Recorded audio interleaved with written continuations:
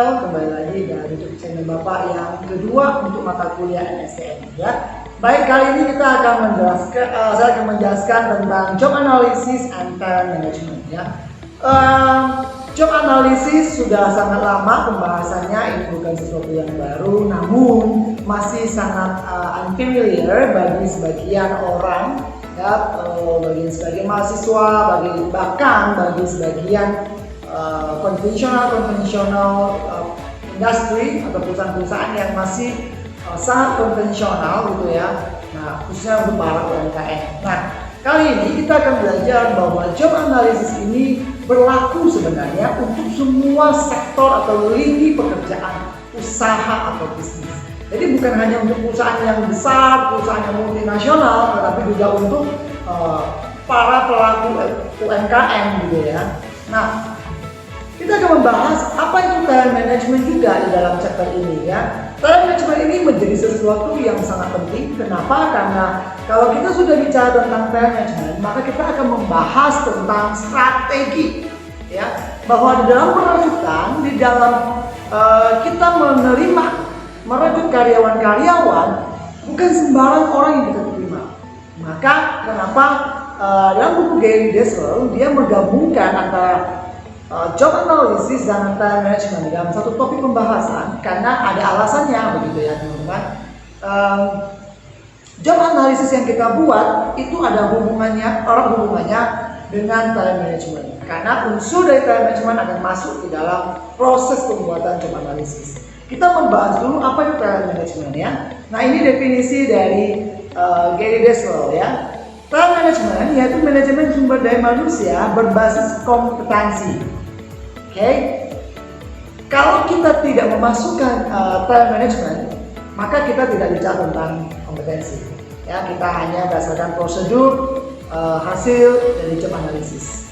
Namun, ketika kita sudah berbicara tentang talent management, maka kita akan bicara tentang kompetensi, nilai, value, and kompetensi ya yang dimiliki oleh calon karyawan. Kita akan mulai sortir mereka yang punya kompetensi atau tidak. Kompetensi yang diharapkan dari sumber daya manusia meliputi, jadi kompetensi yang kita harapkan, yang pertama adalah pengetahuan. Orang-orang yang kita rekrut adalah orang-orang yang harusnya memiliki pengetahuan atau prior knowledge. Mereka punya dasar pengetahuan yang dimana mereka sudah bereksperimen mencari sumber-sumber informasi yang mereka butuhkan, sehingga ketika dilakukan atau direkrut dalam bekerja, mereka sudah punya ibaratnya gambaran secara umum pekerjaan-pekerjaan yang akan mereka kerjakan. Jadi itu menjadi satu nilai kompetensi yang dimiliki. Yang kedua adalah keterampilan. Ya, keterampilan ini bisa soft skill, bisa hard skill ya. Bisa yang ya tergantung pekerjaannya, di mana dia harus bisa bekerja atau mengerjakan tugas yang sifatnya adalah hard skill ya, yang membutuhkan tenaga, fisik gitu ya. Namun juga ada yang soft skill, di mana IQ kita, kemudian bagaimana kita menjadi orang yang bisa di-trust, bagaimana kita merespon suatu permasalahan, bagaimana kita melihat suatu permasalahan, bagaimana kita menanggapi atau menyelesaikan, memberikan alternatif kepada permasalahan itu. Nah, itu bicara tentang keterampilan. Berikutnya adalah tentang pengalaman atau experience. Pengalaman ini menjadi satu value added atau nilai tambah yang dimiliki oleh manusia. Ketika kita mempekerjakan seseorang, kita selalu mengatakan, oke, 5 years experiences gitu ya, atau minimal 3 years experiences in the same sector, in the same department gitu ya. Jadi kita pasti menuntut orang ketika ingin melamar di perusahaan kita pasti punya pengalaman. Kenapa? Kenapa masih punya pengalaman? Karena pengalaman itu akan memberikan efisiensi pada perusahaan. Jadi perusahaan itu nggak perlu melakukan training lagi, perusahaan tidak perlu melakukan hal-hal yang kecil untuk mengajari kepada si karyawan yang baru itu. Kenapa? Karena mereka sudah punya pengalaman, mereka sudah punya pengetahuan bagaimana bersosialisasi dengan orang lain, ya, bagaimana bersolidasi dengan orang-orang di sekitar dia, bagaimana bekerja dengan teamwork yang baik. Nah, itu semua mereka sudah punya. Jadi tinggal di develop, bukan di training lagi, tinggal dikembangkan bagaimana skillnya itu, pengetahuannya itu diasah dan menambah new experience, ya. Berikutnya tentang karakter pribadi, ini juga menjadi satu hal yang penting, ya. Ada orang yang jujur, ada orang yang tidak jujur. Ada orang yang sedikit-sedikit marah, tapi ada yang sangat sabar. Ada yang mungkin mudah tersinggung, ada yang tidak. Nah, itu semua itu bicara tentang karakter kepribadian orang. Ada orang yang jalannya pelan, ada orang yang responnya cepat.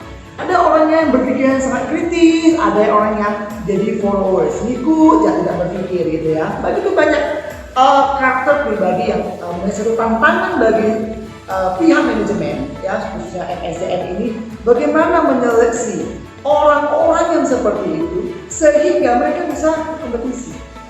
Ya, di mata kuliah komunikasi bisnis dan juga di pertemuan kali ini saya akan terus mengingatkan bahwa yang menjadi keunggulan bersaing menurut Penrose tahun 1959, dia selalu dalam bukunya, ya, dia mengatakan bahwa yang menjadi nilai keunggulan bersaing suatu perusahaan itu adalah orang-orang yang ada di dalam organisasi tersebut.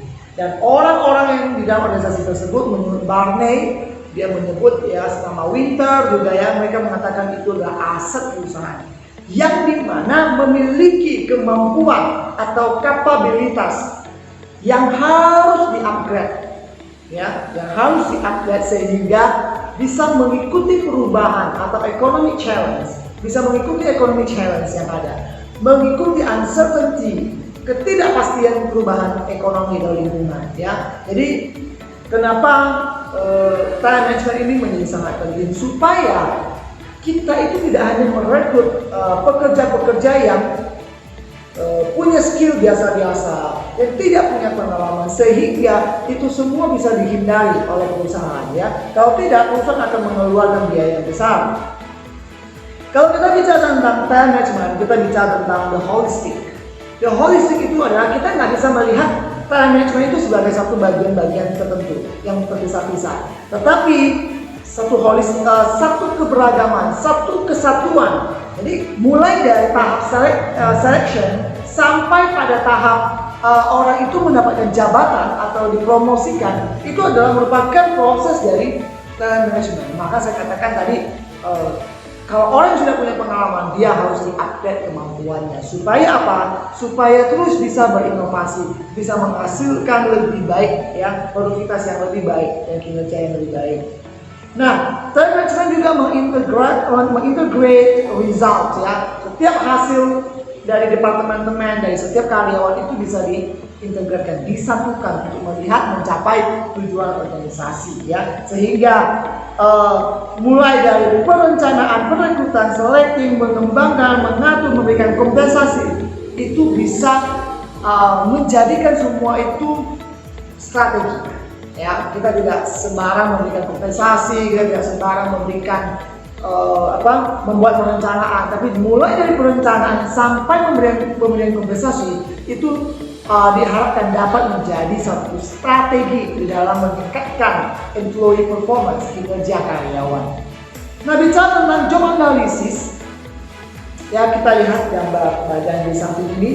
Yang pertama adalah job analysis. Jadi job analysis itu, ya, kita menganalisis pekerjaan apa yang akan kita kerjakan, atau kalau kita sudah ada perusahaan, kita ingin buka departemen baru, departemen apa yang akan kita buka, otomatis kalau kita membuka departemen, ya, kita akan membuka juga tentang lowongan pekerjaan. Kita akan mencari orang-orang yang bekerja di dalamnya, ya. Maka kita ketika mencari pekerjaan apa yang akan kita buat, itu kita sebut di dalam job description, ya, pekerjaan-pekerjaan apa yang akan dikerjakan oleh calon-calon karyawan yang akan masuki departemen itu. Dan kalau kita merekrut orang-orang yang ingin bekerja, kita akan biasanya membuat syarat-syaratnya, ya, IPK-nya berapa, jurusannya apa, usianya apa, jenis kelaminnya apa, itu kita sebut dalam job specification. Sehingga ketika kita sudah membuat job analisis, kita tahu pekerjaannya apa, orang seperti apa yang kita rekrut, maka kita tidak akan salah merekrut, ya. Nah, proses dari job description dan job spesifikasi ini